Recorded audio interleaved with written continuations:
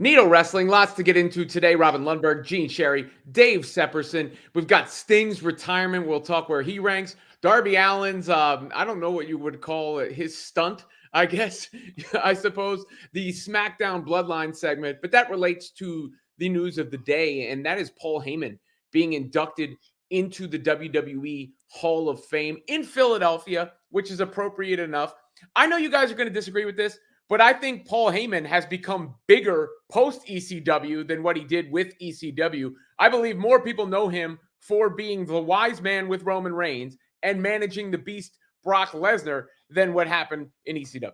We love to give you crap about how you don't know anything about wrestling. And this is like the perfect example of us just being like, what are you talking about? Like, the man is literally the definition of the three letters ECW. He created one of the most iconic wrestling brands of all time. It has survived through everything. It is the catalyst for the Attitude Era, the biggest boom in wrestling history. The man will forever be synonymous with one thing and one thing only, and that is ECW. Viewership. You want to say like more people have seen him now on television? Maybe. Yeah, that's what matters. He's more famous. There's a lot of people who have no idea what ECW is. You act like I don't know what it is. That's like insulting. I know the reason Philadelphia makes sense is because it's the hub of ECW. We all get RVD. We all get Taz. We all get everything he created and how iconic it was. But, you know, you're a hockey fan. You should understand this. That's a cold audience versus the mass audience like the NFL. But here's the thing. He went from television during the Attitude Era, which is the most viewed product the wrestling's ever seen. The numbers were never higher than during the Attitude Era. So that's I think they're probably higher now if you count digital media. More people. Yeah, if you count digital media, I bet more people are watching now if you count. It doesn't. Hold on. First of all, like Robin, you are so out of bounds here. To say more people know him as the wise man than as Paul Heyman as the creator. Paul E. Dangerously, yeah. It doesn't matter. This dude, literally, there is no Attitude Era without this man. There are maybe 3 people in the history of pro wrestling that have had more influence on the company. It's Vince, it's Paul Heyman, and then there's everybody else. This dude, to say him being a lackey to Roman Reigns is the greatest thing he's ever done is a spit in the face. And there's a reason why when we do get to Philadelphia, the entire crowd won't be cheering for a wise man. They'll be chanting ECW. So if you didn't know about ECW, then you damn sure will know the night he's inducted into the Hall of Fame. And that's I didn't say it's the greatest thing he's ever done. I said he said it's the biggest.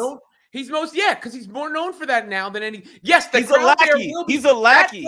Will be chanting ECW. Yes, because the wrestling community. They're the P1s. They're the guys that have been there. The people that have been there from beginning to end. But you think Paul Heyman ever booked these mainstream talk appearances because he was in charge of ECW, or does he book them because he's with WWE and because he's the wise man for Roman Reigns and now the mouthpiece for The Rock? The problem is he's not a mouthpiece for The Rock. The Rock never needed a mouthpiece. Let's stop right there. Saying. No, you're talking. The question is to save more fans. Who's going to induct him if they can't mention Brock? It should be Tommy Dreamer. I hope Impact lets him do it. Tommy Dreamer was the heart and soul of ECW. They have a very special relationship. I hope it's Tommy Dreamer. That's the person who deserves to do it. You cannot say wrestling fans. No, you should not be a wrestling fan if you do not know the letters ECW and what it meant to pro wrestling. You have WWE Network. It's not like this guy is so far removed. You see Paul Heyman, and he just exudes ECW every time he comes out, regardless. That's what made him so great. Him being a lackey to Roman Reigns might be in the top 3 things, but it's definitely not number 1. Absolutely I will say it's number 3. I think ECW is the most important thing he's ever done. Managing Brock Lesnar is the second most important thing he's ever done because Brock Lesnar's entire voice is Paul Heyman. When I think about Brock Lesnar opening his mouth, Paul Heyman's sound of Paul Heyman's voice is what comes out. And that's 2. And then a distinct third is his interactions with the Bloodline and Roman Reigns, because the Bloodline is Roman's thing. It has nothing to do with Paul Heyman. He's a bit character in that story. I mean, he's unbelievable at what he does. And I love Paul Heyman. I'm a huge Paul Heyman fan. But look, I mean, if he didn't do what he did in ECW, he wouldn't be where he is today. No one is denying that aspect of it. I mean, you mentioned Tommy Dreamer. I've done whole talk shows with Tommy Dreamer. So, I understand what got him to this place in time. I hope that Brock Lesnar is mentioned. I mean, that's the thing about what they try to do. And like, we get it. Nobody wants to be associated with Vince. Nobody wants to be associated with Brock, but you can't erase that entire history, because that is really Heyman's connection to WWE more than anything.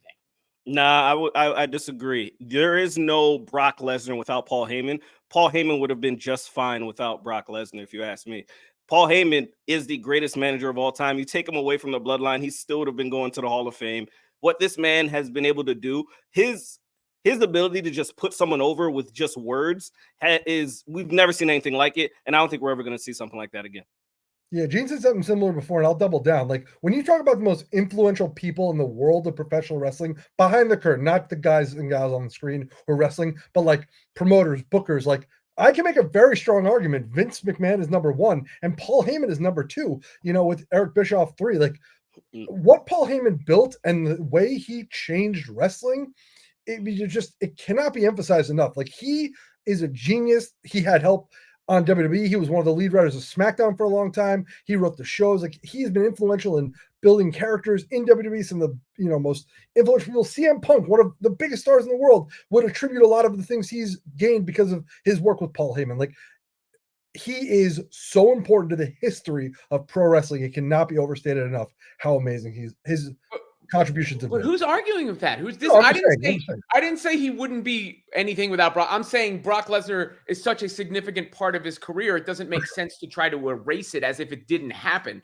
when you're talking about however many decades, that was. I mean, Paul Heyman is a legend in the game. There's no question. ECW was a movement.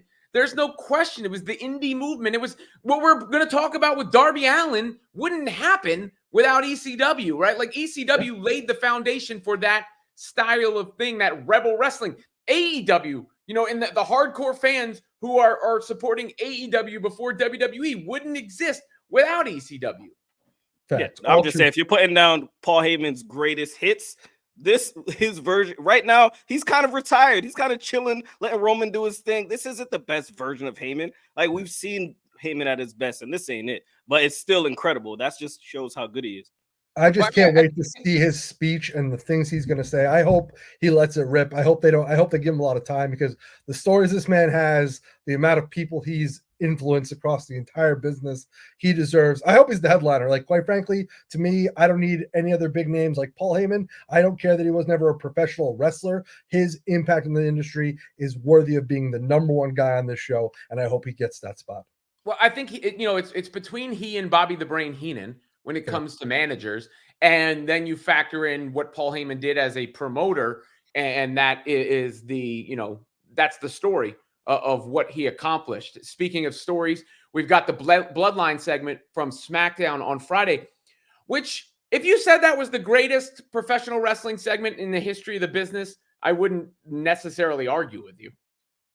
I would, but I don't think it was definitely an incredible segment, and it was really strong, and building that incredible match and the way they all interact with the crowd, like, it was incredible. 40 minutes of talking is, for that to not get stale and not be boring and everyone to be on the edge of their seat, just shows how special it really was. Well, and I'll give you a reason why it was so special. It was one man that made it so special. The most electrifying man in sports entertainment, The Rock, who just proved he is on a level. Roman's got that hoodie that says levels above everybody. He really should be handing that off to The Rock, because no one is touching that. There's not a superstar in the history of the business you can give the mic to for 20 minutes and not get bored. I don't even know if there's an entertainer on the planet you could give the mic to and just have him talk that you don't get bored. The Rock is on another level. He has brought WWE to the forefront, and right now we're probably seeing one of the best promos and best performances from him as far as a talker that we've ever seen, and that's saying a lot considering the guy hasn't been a full-time wrestler in over 20 years. Like, this is crazy. He's on another level, and we all should be thanking the Great One for blessing us with his presence. Well, but look, WWE is where The Rock belongs. He is The Rock because of WWE more than anything else. I mean, he's gone on to have a tremendous career.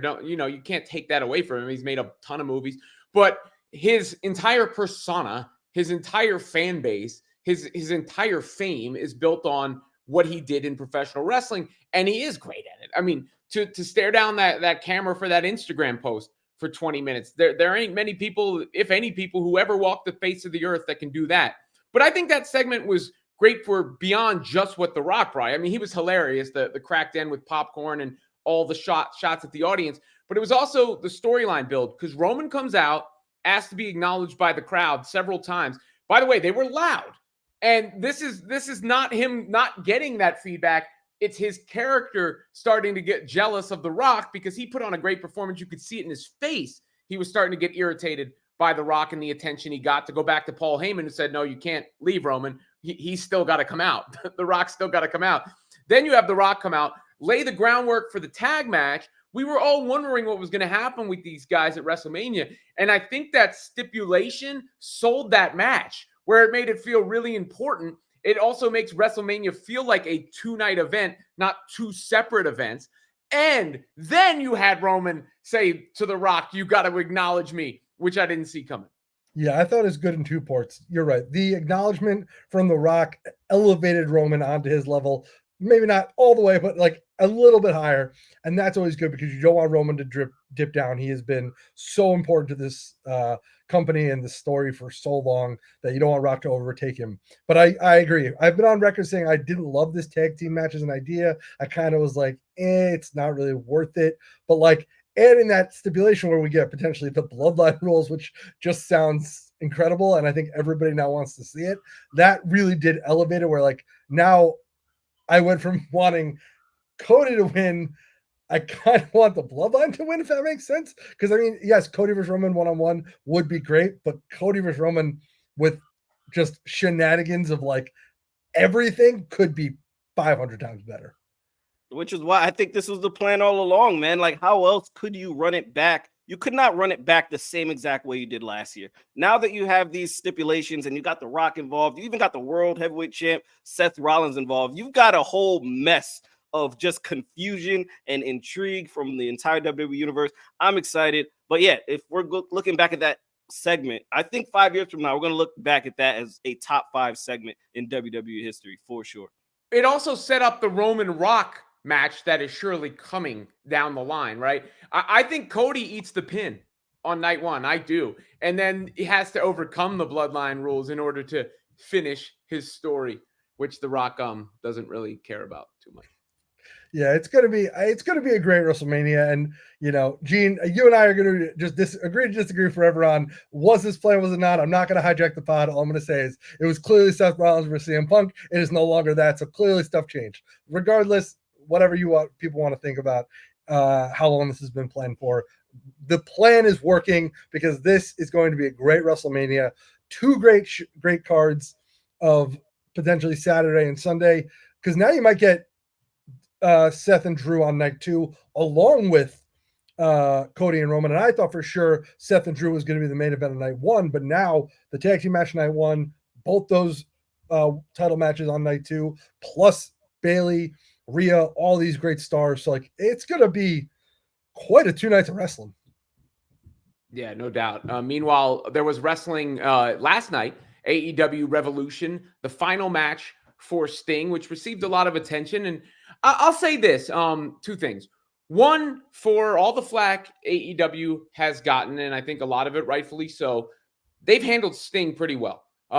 Through that entire time with a lot of reverence. It felt like he was not mismanaged in his time there, and they treated him with respect. So hats off to the way Sting was treated there. And then when you talk about Sting as a whole, it's interesting because to me, I wouldn't put him amongst the greats, amongst the GOATs, if you will, but you could make the case he's the biggest non-WWE superstar of all time, if that makes sense. Like Flair was before WWE, he was big, but he still had his WWE run. Most of the other greats have all been associated with WWE. Sting is the only, he was there for a hot second, but he's the only one where I think you look at him and you say WCW. Yeah, I would agree. I would say Sting is the greatest pro wrestler not to be WWE produced. And I watched the match last night, and I will say, like you said, for all the flack AEW gets for not being able to tell stories, this was one of the best send-offs in the history of pro wrestling. For a guy who's been in the business for 40 years, like this, it was pretty dope how they put it all together. So to me, coming away from that match was like, one, Darby Allin is crazy because that was crazy, but how they managed Sting and how they were able to kind of put a nice bow at it says, like, yo, these guys can tell stories. If they really care, this company can tell stories. And they told a great one last night. They had his sons come out with every version of them. I thought that was really cool. He took some bumps last night, man. But at the same time, he was in the ring with veterans. So you didn't ever feel like he was really in danger. And at the end of the day, they always say the guy should always put over the talent before he walks out the door. He actually won, and it was a nice feel-good story. And to me, we need more feel-good stories in wrestling. We haven't had that a lot. And to see him get sent off like that was really cool. Yeah, Sting deserved that. He's been an icon in this industry. It's funny. I think if you grew up like watching the NWA, like Sting was your guy, like people have loved him forever. He's been the ultimate babyface. I grew up, my real introduction to him was with the NWO. And so he was kind of like the foil. And so I love the NWO. So I kind of didn't love Sting, but I have nothing but respect for Sting in his career. He is an incredible wrestler. And I love that AEW gave him this send off. He deserves it. A guy like that, like if we'd seen him kind of walk away with his WWE run, I think it would have left a sour taste in a lot of wrestling fans' mouths. And so you get this incredible run. I love, and kudos to Tony Khan for a lot of things. Number one, he obviously holds Sting in incredible regard and showcased that. I love the fact that he showed love to Owen Hart's family as well, called Martha to make sure she was comfortable with Sting doing the come down from the rafters because of everything that happened with Owen, which I thought was just incredibly classy. And including his sons in the entrance with all the different versions of him was amazing. And I mean, I'm sure people have seen it, but like the stuff in the Players Tribune with the voicemails that everyone left for him, which were super emotional. Darby wrote an incredible letter about working with one of his heroes. Like it was just like everybody gave him his praise that he's so was due and deserves. And yeah, you know, the match was great. And listen, my biggest, I don't know if I say it's a negative, but like takeaways, I kind of wish they didn't do the Darby Allin spot because I do feel like that was a little bit overtaking the entire night and kind of like the thing people are now talking about today is like, oh my God, what was he doing? And for me, like I am not a Darby Allin like super fan. I like him. I think he's good. And I understand why people love him, but his stunts are just a little too much for me. And I'm sure back in the day, I would have loved even more. Now that I'm a little older and I'm just like, please protect yourself. I don't want you to not be able to walk in, 5 years, forget 20 years. For me, it's like, I understand the shock and awe of it, but he just didn't need to do it because the night was all about Sting. And like, I think he would have been better off. Yeah. Like these images is just, it's rough to see because, it hurts. There's no way to pretend to do that. Like that is impactful and that is painful. And, I worry about the guy's career long form and long term. And I understand this is who he is and he likes to do stunts like this and, the Psycho Circus stuff like that. But for me, it's a little too much. It's stupid is what it is. You don't extend your career, number one, and you get known for doing this. So then the next thing you have to do is to one up this, and then still people don't know his name. They're just like, seeing it and going, what the hell is this? And that's part of the problem, I think, with AEW sometimes is leaning into stuff like that to go after the hardcores rather than, there's a balance to walk. Jeff Hardy was known for that sort of thing, but also his matches and the Hardy Boys and the like. Mick Foley clearly was known for that sort of thing, but also for his character work and, the fact that he was Mankind and Dude Love and Cactus Jack and Rock and Sock Connection and all those things. When you're only known for, he's going to jump off this and through the glass or, catapult himself through a bowl of fire or whatever the case may be, you don't set yourself up for long-term success and you set yourself up to get hurt.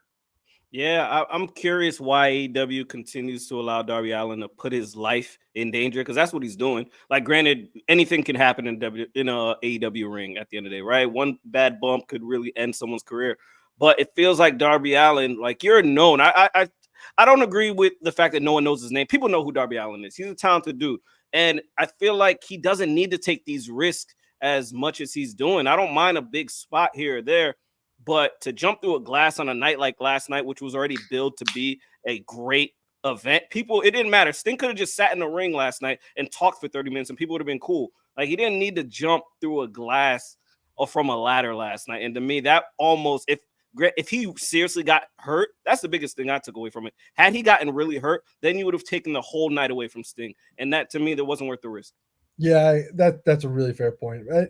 And I always like to play devil's advocate because like I am a huge Mick Foley fan, and like he was one of my favorite wrestlers growing up, and seeing all the things he did.